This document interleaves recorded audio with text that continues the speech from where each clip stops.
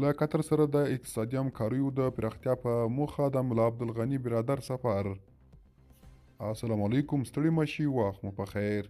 قطر ته د اسلامي امارت د لوړپوړي چارواکو د سفرونو په دوام دا ځل د اسلامي امارت د ریاست الوزرا اقتصادي مرستیال دغه هیواد ته سفر کړی دی. د اسلامي امارت د ویان مرستیال وایي ملا عبدالغني برادر دغه هیواد ته د خپل سفر په ترڅ کې د قطر له لومړي وزیر او د بهرنیو چارو له وزیر محمد بن عبدالرحمن نلساني سره په بېلابېلو اقتصادي مسایلو او پانګونې خبرې کړې دي.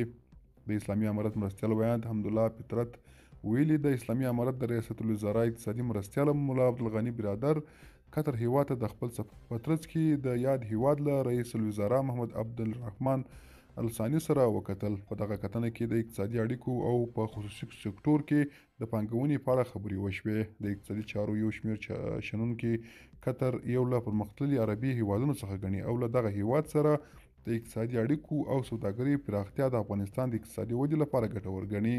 د اقتصادي چارو شنونکي محمد نبي افغان وایي د دغه ډول لوی پلاوي تګ زموږ په ګټه دی، ځکه موږ باید له نړیوالو سره په ژبه پوه شو. نړیوال څه غواړي، تجارت څه ډول کیږي او څه ډول موږ کولی شو له نړۍ سره دغه بندې دروازې پرانیستلی شو او دغه لوېدلی حالت بدلولی شو. د اقتصادي چارو یو بل شنونکی عبدالظهور مدبر په دې تړاو وایي که افغانستان وکړای شي چې قطري سوداګر جذب کړي دا به غوره وي، ځکه قطر له موږ سره په ډیپلوماټیکو او اقتصادي ګڼو برخو کې مرسته کولی شي او دا زموږ لپاره ګټور ګام دی.